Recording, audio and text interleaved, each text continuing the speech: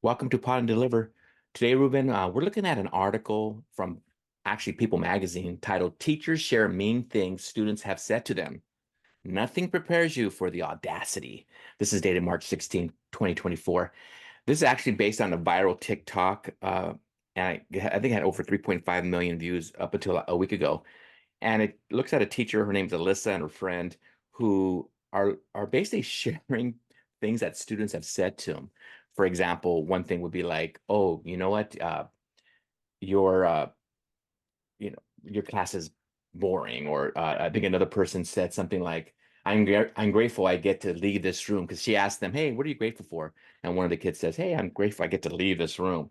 And then so these are things that they said, just even talking about how their intelligence is, or making fun of their shoes, and making fun of one of them brought up getting a wedding dress, and another child is makes fun of that dress and makes fun of the teacher. And these teachers are laughing in the video because which I think is great because they're not taking it to heart.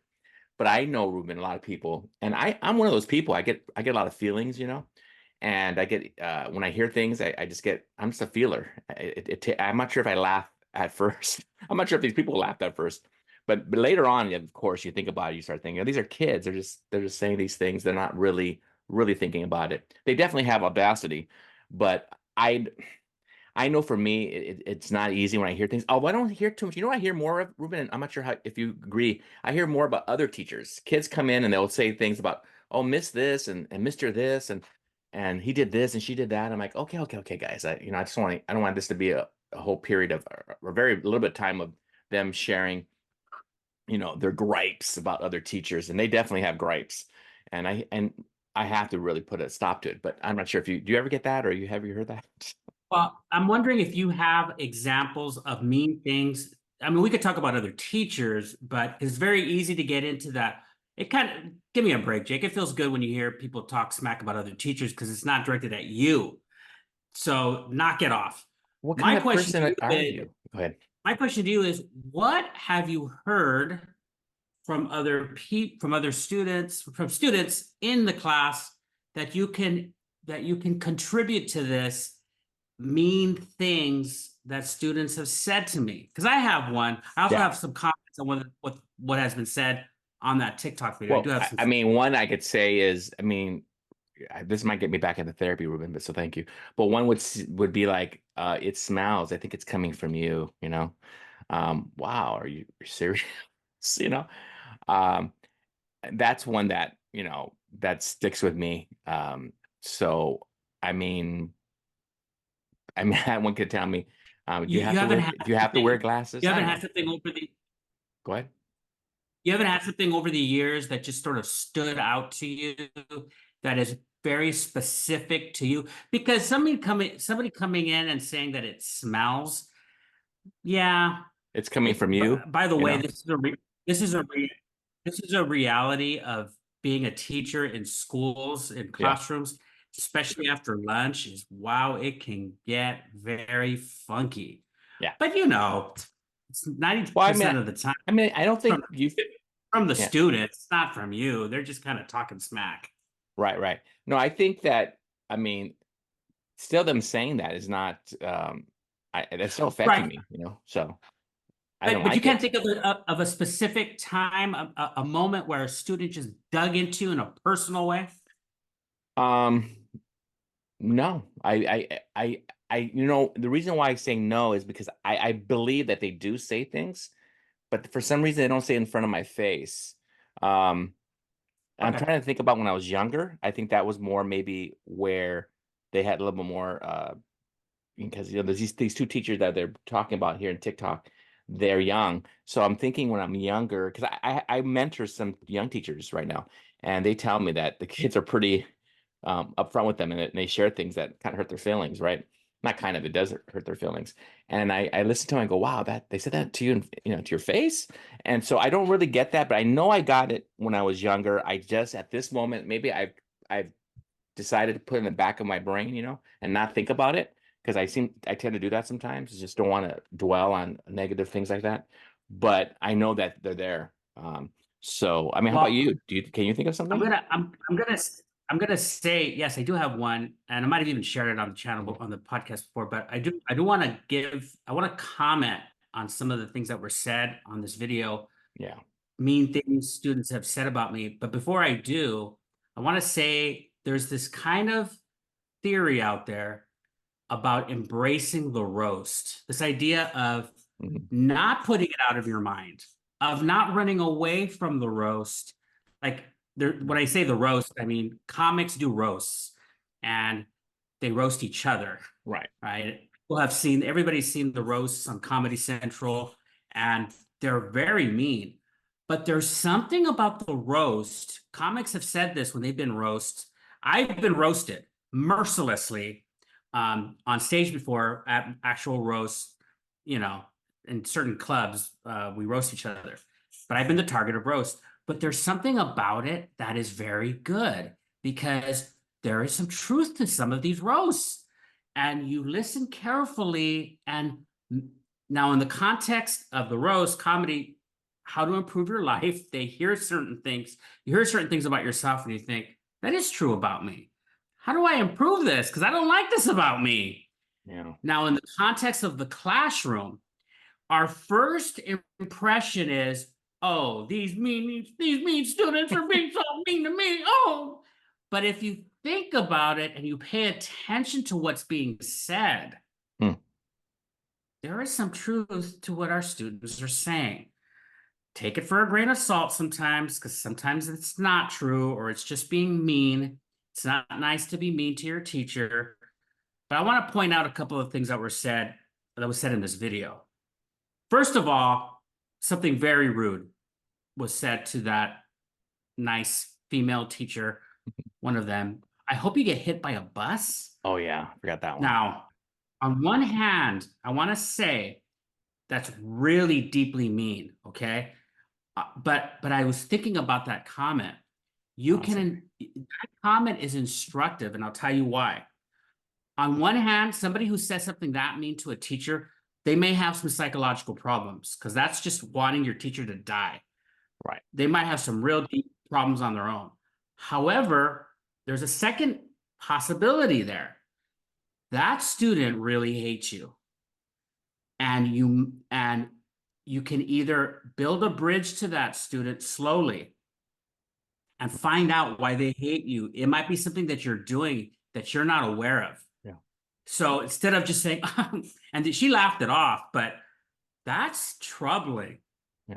Now, we have another video where we talk about real tension between student and teacher. But sometimes you just have to take some space between you and your student if they're that angry at you. Because that's not funny, right? No, that's pretty serious. I mean, I didn't forget about that, but I just thought that was such a ugly thing that kid said. I didn't even want to bring it up. And then you brought it up. I go, oh, yeah, I remember that one. That wasn't So, none of them are great, but that one's the worst. so I'm taking a different tack on this.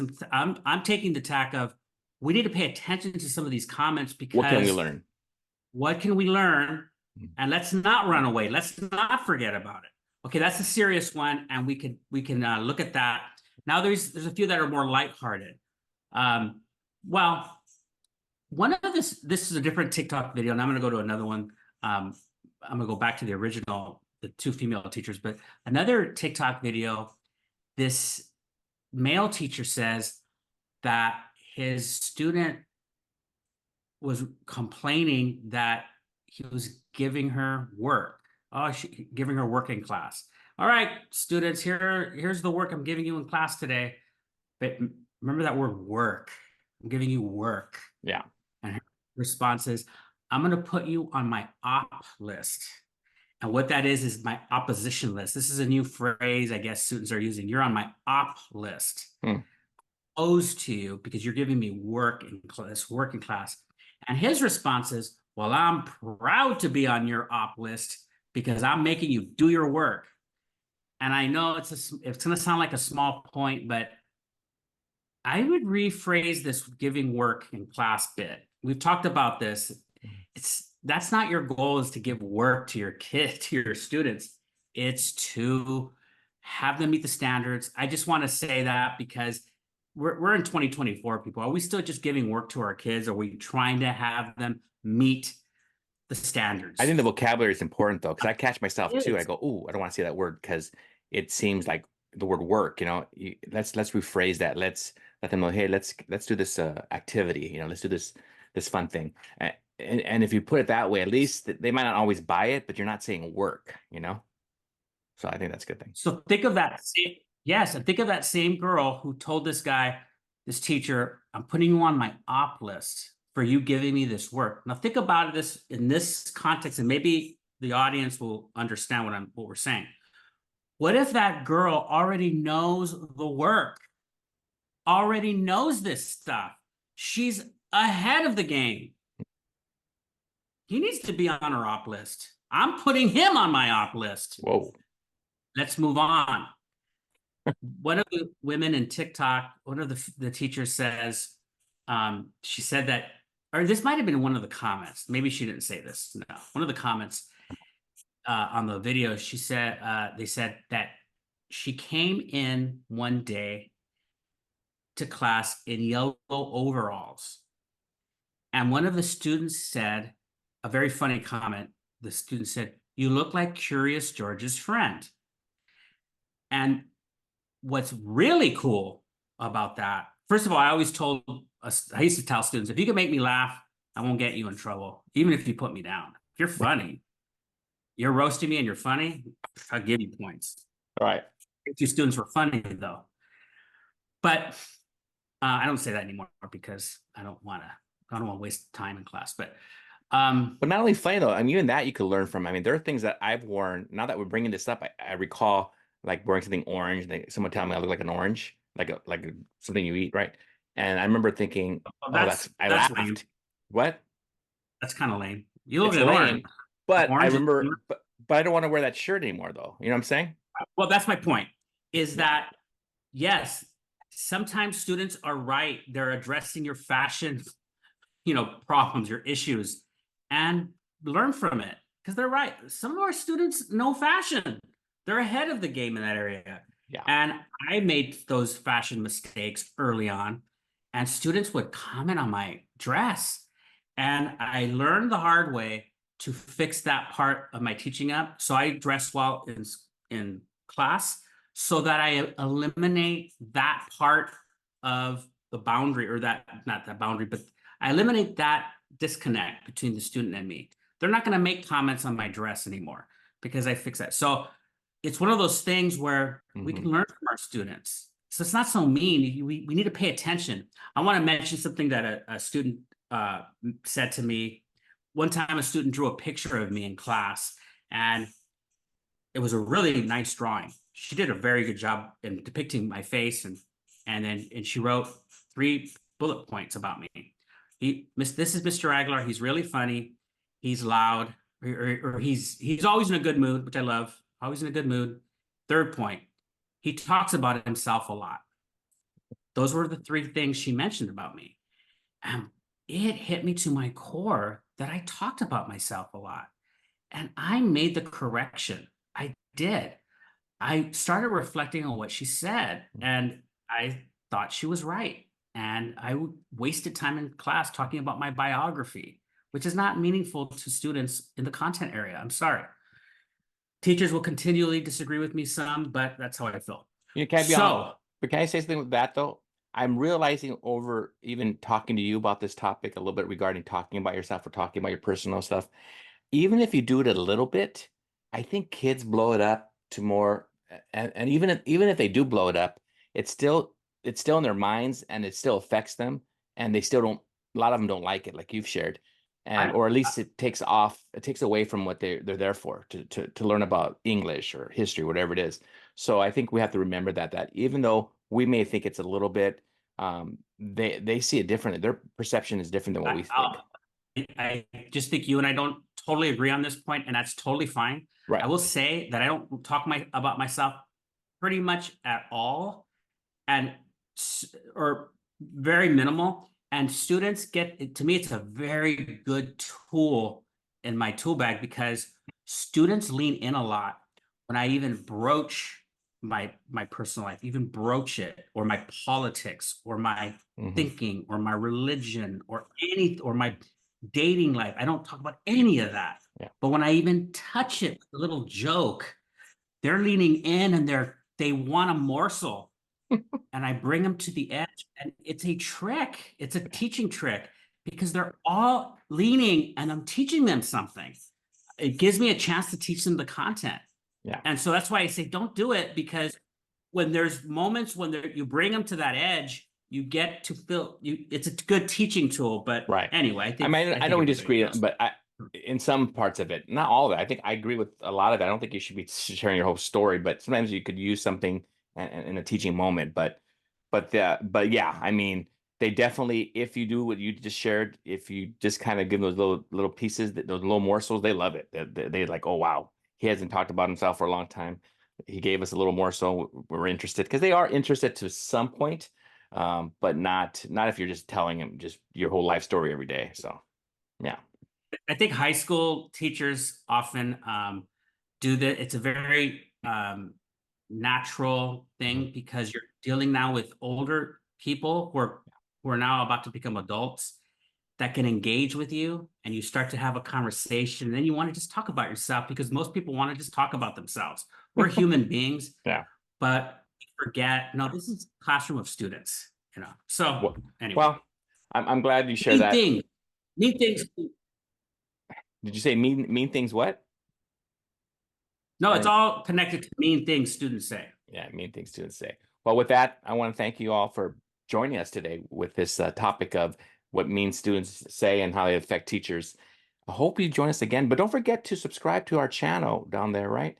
And we hope to see you next time on Pod and Deliver. Have yourself a wonderful day. We'll talk to you. Bye bye.